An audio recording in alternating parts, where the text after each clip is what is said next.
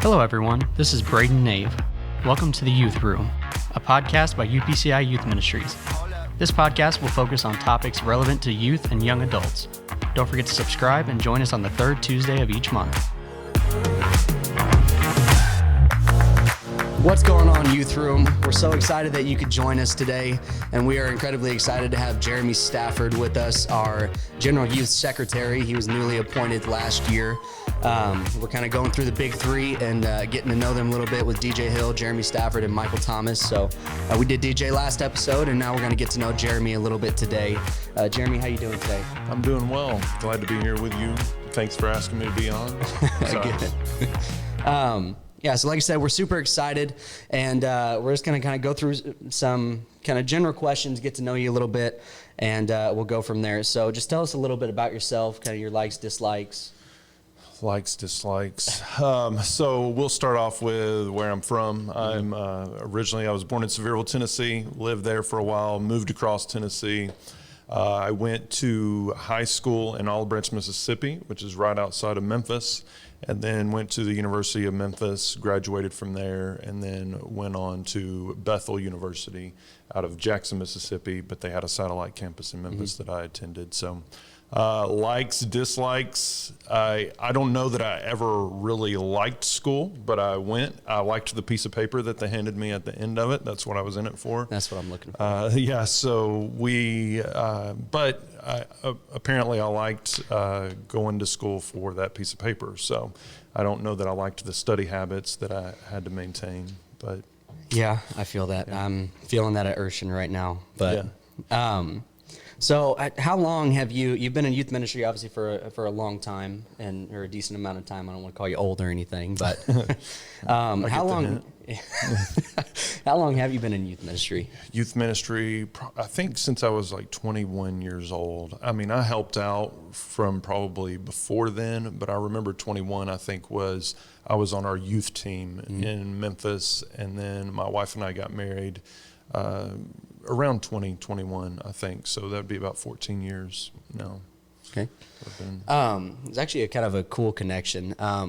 So before you were elected, my fiance is Gracie Fuller, and that doesn't mean anything to anybody else, but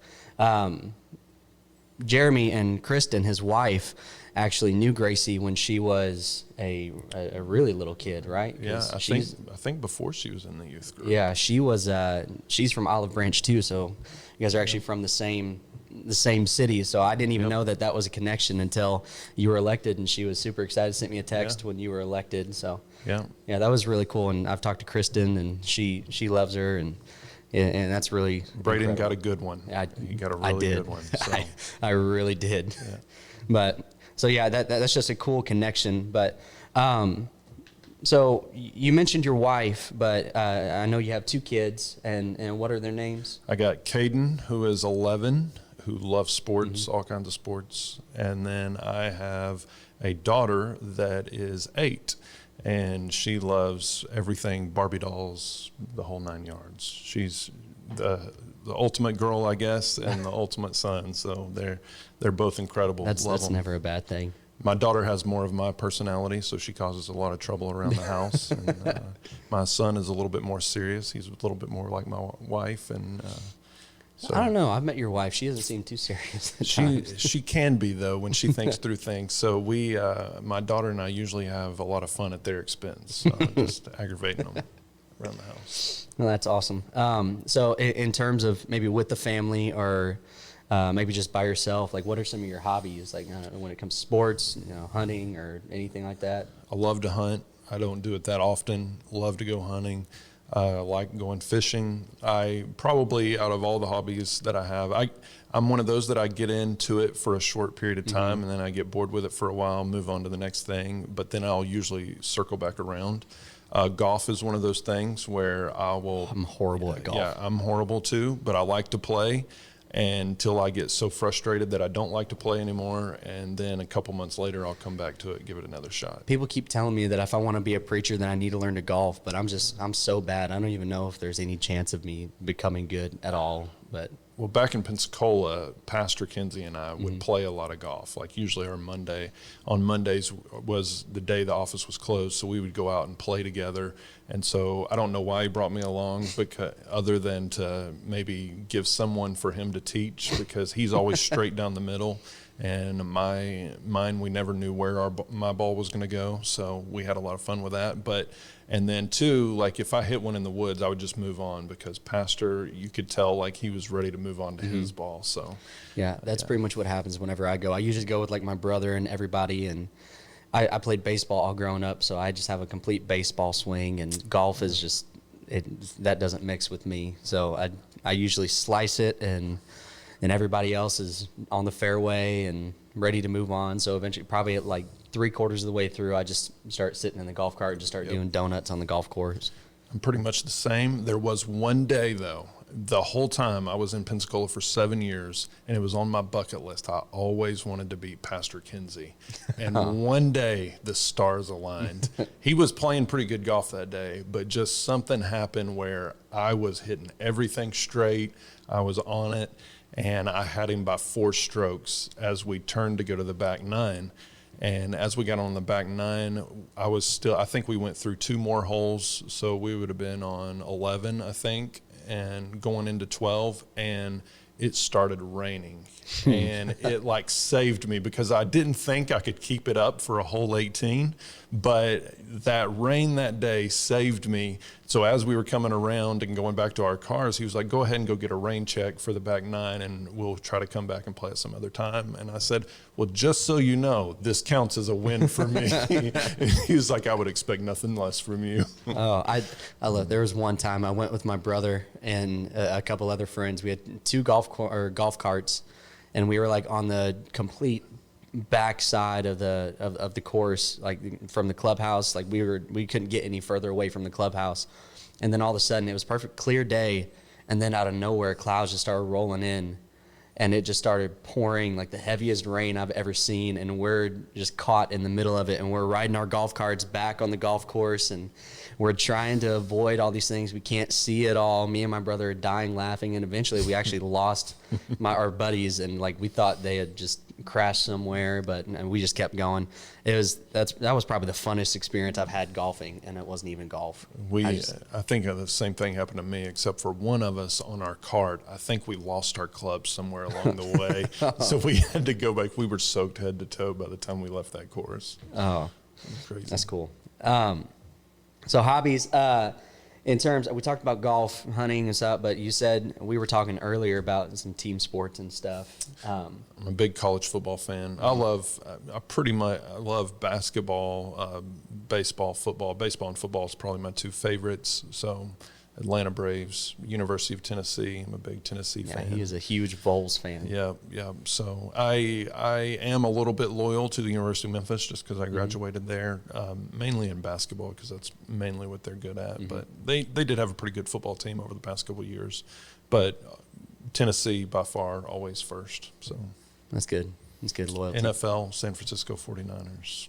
That's random. That is random. That everybody in my family always had a different NFL team, and one of them I think liked the Broncos, one of them liked the Colts, one of them liked the Dolphins, and I guess at the time the 49ers were good. At least growing up, they were, I think they had Steve Young at the time that I was probably growing up a little bit more than even Montana, and so I picked the 49ers. Yeah, I guess that's not too random. My brother and I are completely different. My dad was a Raiders fan at one point, and then, I don't know, I think my brother liked Michael Vick, so he became a Falcons fan. And then I think I became a bandwagon fan after the Seahawks won the Super Bowl. So I started liking the Seahawks.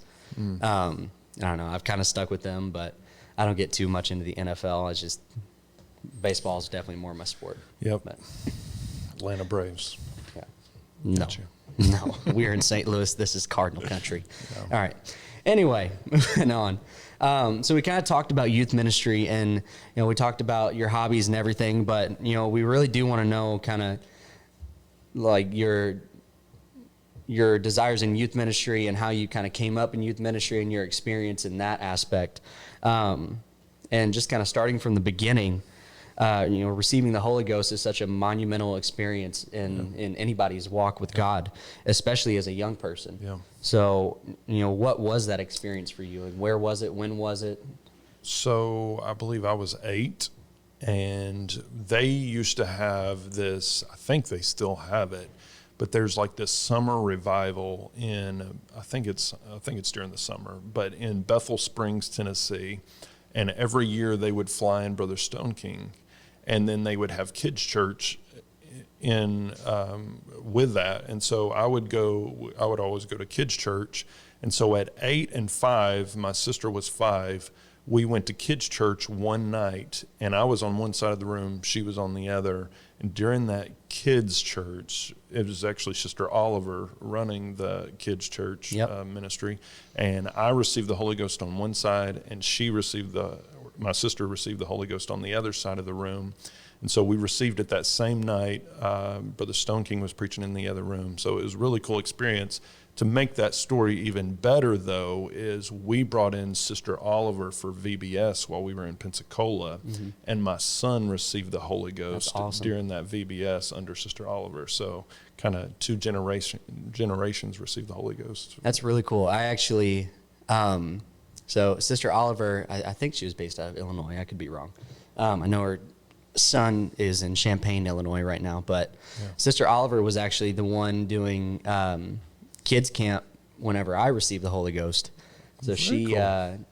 She must have been doing ministry for a long time at that point, but she always had this it was the same thing pretty much every time she came. We had her every year. It's the same thing, but she would always have like this wooden heart box with the like black confetti in it, and that like represented sin, and then she would toss it out. And you had to get all of that out. And then she also had like the lifeboat. I think the night I got the Holy Ghost, she was like doing the lifeboat type thing where she like put somebody in there. I couldn't tell you what the actual message was, but that's really cool that she was. Yeah.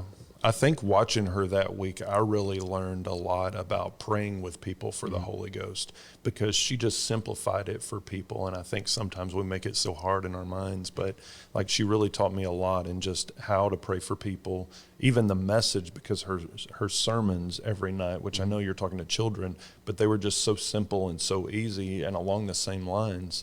And people, every night of that VBS, kids received the Holy Ghost, and by the end of the week, I want to think we had over 40 receive the Holy Ghost.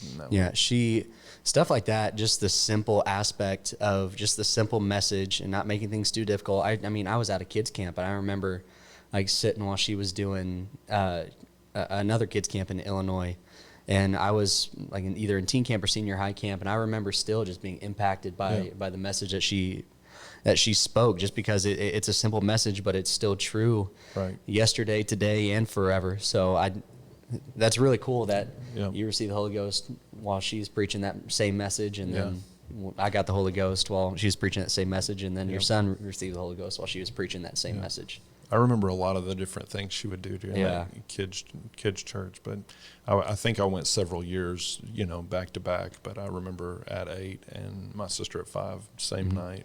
And then it's just cool seeing my son get the Holy Ghost into the same person. Yeah, that's really cool. So in terms of youth ministry, did your calling for youth ministry start at that point, or was that a later development, a later revelation from God, or when did you feel called to youth ministry specifically? So I remember feeling a call to the ministry at around 16. And I really started probably preparing myself at that point, just in the things that I knew how, like reading the Bible through, stuff like that. I don't know that I ever had like a candid conversation with even my youth pastor or pastor at the time, but I remember feeling that call. I probably did my youth pastor. I think I did. And then, and I always felt like in the back of my mind that I wanted to be a youth pastor. Like that's even to me more than being a pastor or anything. Like I always wanted to be a youth pastor. And so like, I don't know that I ever felt necessarily a call to be a youth pastor, but I always wanted to be one.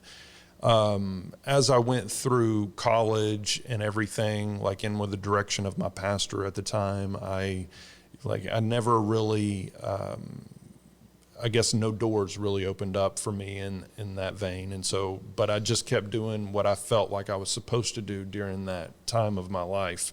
And so my wife and I got married. We went on. As I got older, I was like, maybe this youth pastoring thing isn't going to work out, because I saw a lot of my friends going off to be a youth pastor, 20, 21. And so I've kind of felt like maybe that time is passing me by.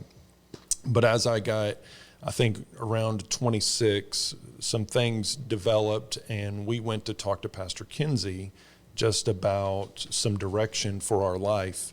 My wife grew up in that church and grew up not necessarily under him, but that was her pastor as she left to come to Gateway and to go to Gateway for college. And so we decided to go back and talk to him about it, and just like what we needed to do during a different transition in our life and everything, not thinking we were going to be moving in any sort of way. In fact, I had a career set up as an accountant. I was an office manager at the time. We were happy. We didn't think, we would be moving from the Memphis area necessarily. But when I talked to him about just the different things that I did, and he said, in a lot of these situations, all we can do is pray and just wait for God to give us peace and direction. So the next day we sat down to lunch after that, and he goes, well, I was praying last night, and I felt to ask you to come be the youth pastor here in Pensacola, which was a shock to me. I grew up with Pastor Kinsey preaching HYCs all over, and so I really admired and looked up to him. And so whenever he asked me that and was talking to me about that, like, I couldn't even talk. Like, I was stunned at the time. So, and then, and he didn't really know me or anything. I mean, he was, it was a God thing. God had to have spoken to him. And so, and then that's when we became youth pastors in Pensacola. And so I was there for 7 years before moving here. Before that, in my stint in Memphis, I was just on the youth team there, and I helped out with whatever our youth pastor needed. My wife was over the music there. I helped with in-reach, outreach at one point. I helped teach Sunday school at one point. And so I did several different things while I was there, just whatever our youth pastor needed at the time. So that's cool. That's cool. I've always found that, God will, as long as it lines up with his will, he would often, give you the desires that you want, like in terms of being a youth pastor, in terms of, doing these things for the kingdom. Like, I don't think necessarily God, I mean, he can, but yeah. I don't necessarily think that he wants to shove you in a place that you don't want to do or be miserable or anything, but, just wanting to be a youth pastor and wanting to impact students in that way, and knowing that it does align with his will. I think a lot of times we can force those doors open as well, and that puts us in a position where maybe God's in it, maybe he's not, but we force a door open rather than letting God open that door for us. And so sometimes we can go into a position prematurely. And when I was 26 and became a youth pastor, I looked back, man, at 21, I would have messed up some young people. I probably wouldn't have helped as many as I would have hurt. And so at 26, I'm not saying I always got it right. I know I didn't always get it right, but I know that I was probably a whole lot more ready at 26 than I was at 21. Yeah, I just talked to somebody about being patient. They came to me and they were asking me just some questions. They were asking me to pray for them with strength and whatnot, and told me what was going on. And to me, it just sounded like, an issue of patience. It just sounded like maybe a test of patience in their specific situation. So, and even though we may feel like we can be in an opportunity now or have a word now, there's often a time that we just need to wait and be patient for the right opportunity in order to be the most effective in the kingdom. So I remember one of my pastors growing up, he would always say, follow peace during those times. And a lot of times we want to jump out there and do our own thing instead of just waiting for that peace and following that peace. And, it always helps. I know there's been many times I've tried to get out on my own and do my own thing rather than just following that peace. And when God's in it, it's so much easier than when he's not. Yeah.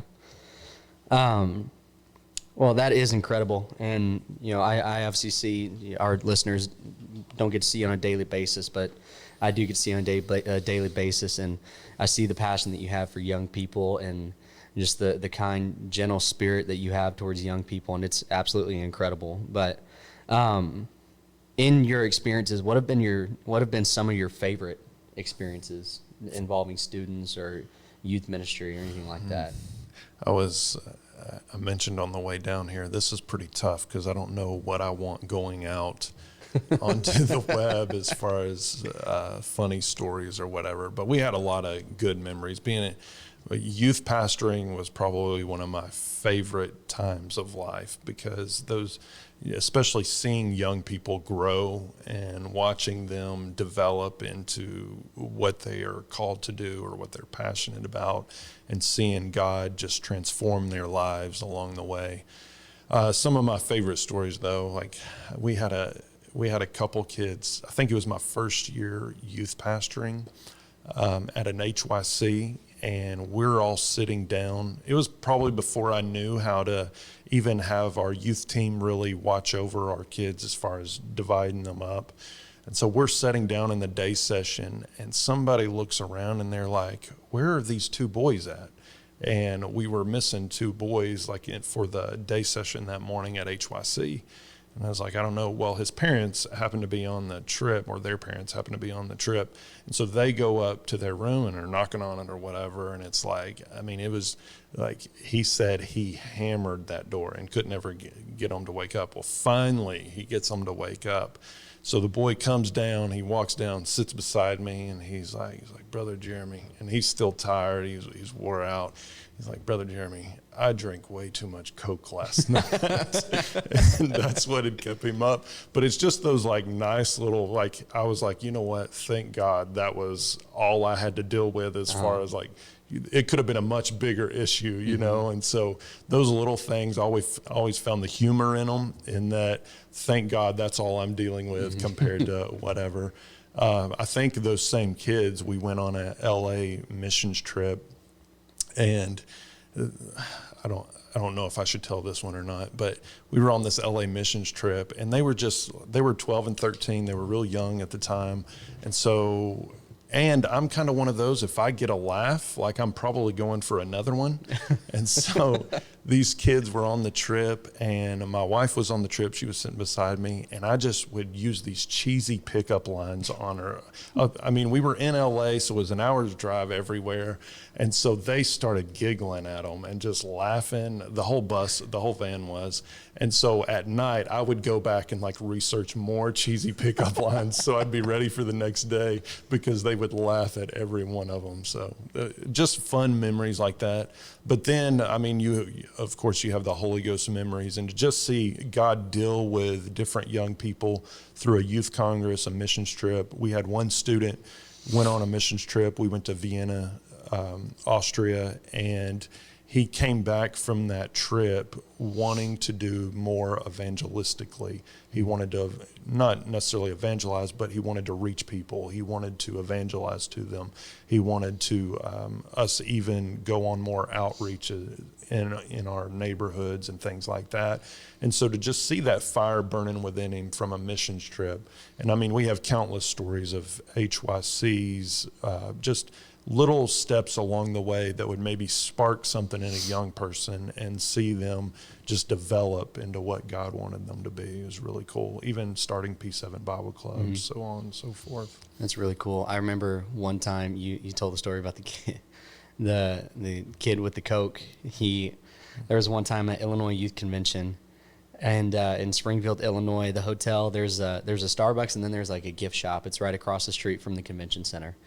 And this is the first day, and some kid in our youth group starts walking up with this giant train set that cost over $100. And this is the first day, and this kid, our youth pastor found out this kid has spent all of his food money on this train set on the first day, and he had no more money to get food for the rest of the trip. Yep. So my youth pastor told him, he's like, you better go return this. He's like, I can't, there's no returns. I was like, oh, you better go find out how you can return it. So luckily, I think he was able to return it. But stories like that is just the funniness of how young people are, and also just the incredible experiences that we can witness them go through those events. And and how they take those experiences and apply it to their life after the event. Yeah. And just see what they can do is incredible. I always enjoyed that junior high ministry age, like Yeah. that 12 to 14. Now, going into their Sunday school class on Sunday mornings was always difficult because it is I'm still waking up. I'm not really a morning person, and it was always the loudest and everything. But you always got the best stories in there. You know, whenever you'd walk away from there, you'd have the best stories. And even on the trips, usually the best stories came from that 12 to 14 year age group. Yeah. So I guess going along with that, are there any other stories from camps or conventions or NAYCs that you can think of? There's a Holy Ghost story, funny story, anything? I've got some. We've got different camp stories. We did all kinds of stuff at camp, had a lot of fun.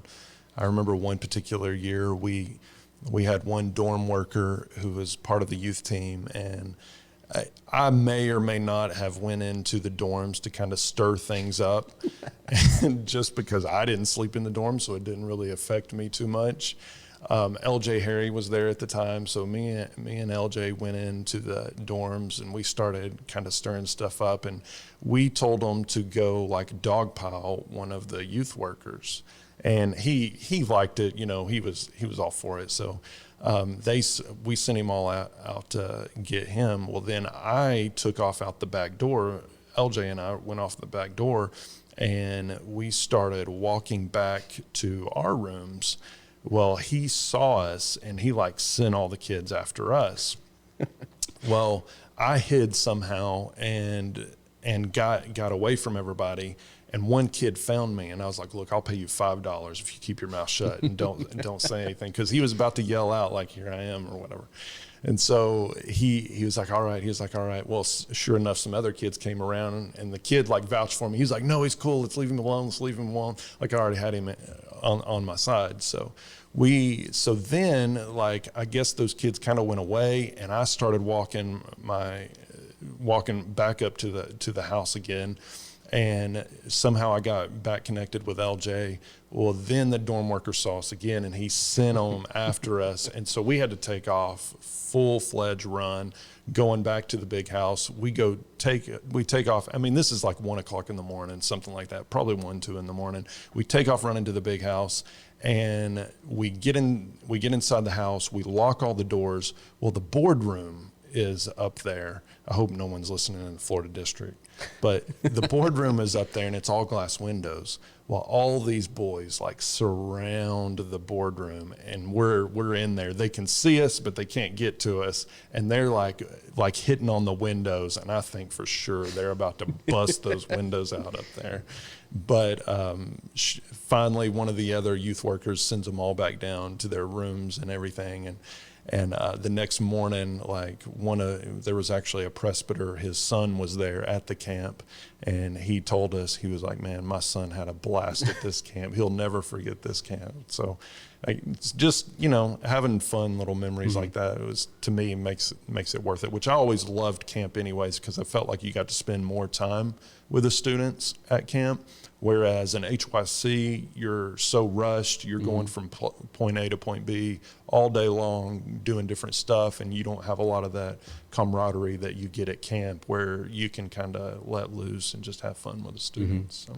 That's cool. But by the time this episode airs, I'm pretty sure camps will be in full swing. So if you're listening to this and you're in camp age, I really recommend you find your pastor, your youth pastor, and you get signed up to go to some camps, because it will change your life. You'll make some friends that you'll hang on to for a long time, and then you'll get experiences from God that you've never experienced before. So I really do recommend you go to camp. One of the things our students always said is, at any big event, I think HYC, Youth Congress, even camp, is that you realize that there's other people around the world just like you. Sometimes it's just you going to school and you feel like you're the one that dresses different, acts different. And when you go to camp or HYC or Youth Congress, you realize there's other students out there that are just like you, going through the same things you're going through.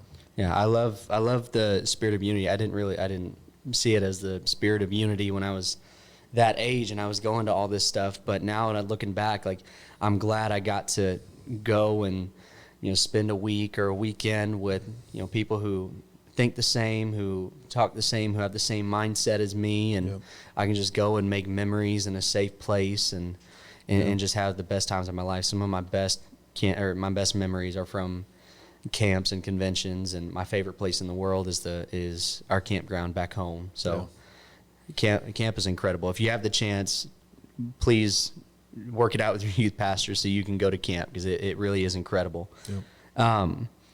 But we've had an awesome time with Jeremy today.